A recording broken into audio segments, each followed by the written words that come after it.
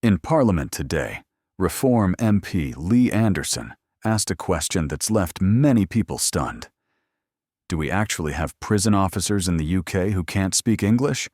It sounds unbelievable, but it cuts right to the heart of public confidence in our justice system.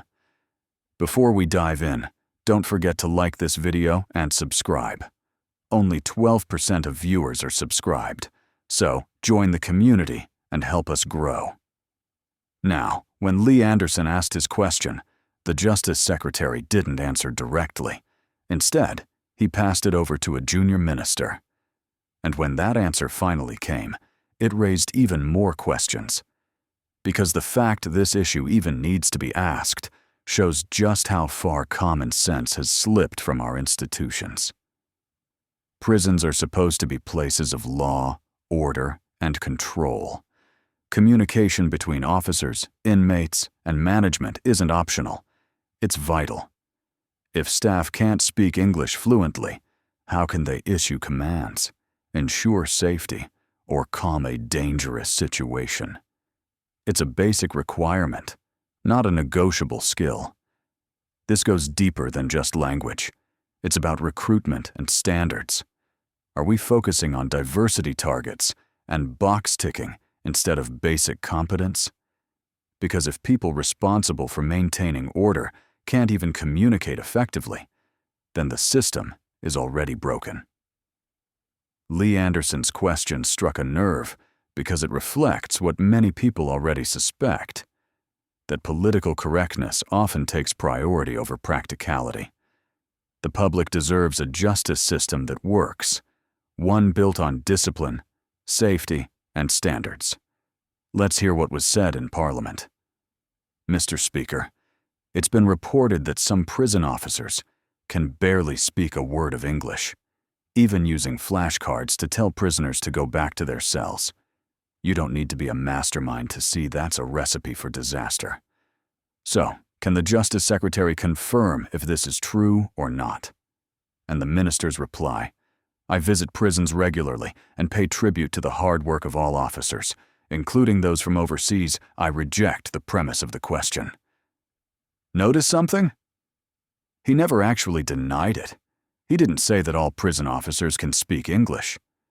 That silence says a lot. If the government can't even confirm that everyone working in our prisons understands the national language, then we have a serious problem.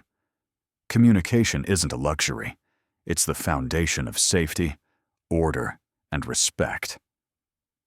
Allowing officers who can't communicate properly is dangerous and deeply irresponsible. The public deserves straight answers, not excuses. And in other news, a warning about Britain's rush toward net zero. According to one of the UK's leading energy experts, Professor Gordon Hughes from the University of Edinburgh, climate policy has turned into a cult, fueled by moral grandstanding and junk economics. He says what we're dealing with isn't science anymore. It's ideology. Speaking on the GB News Originals podcast, Professor Hughes said that since the 2015 Paris Agreement, global spending on climate measures has topped $14 trillion. Yet, global emissions are still at record highs.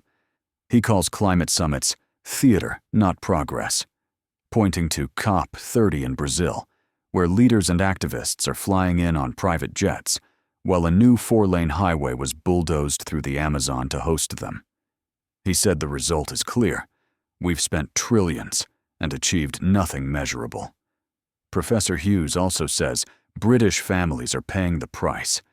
Half of what we're paying for electricity, he says, comes from green policies, and it's only going to get worse. He blamed decades of subsidies and unreliable wind and solar power for driving bills sky high. And those claims that green energy will eventually make things cheaper? He calls that nonsense. Wind farms last only 15 to 20 years before they have to be rebuilt, and costs aren't going down. He warned that more and more households will face impossible choices: heat, light, or food.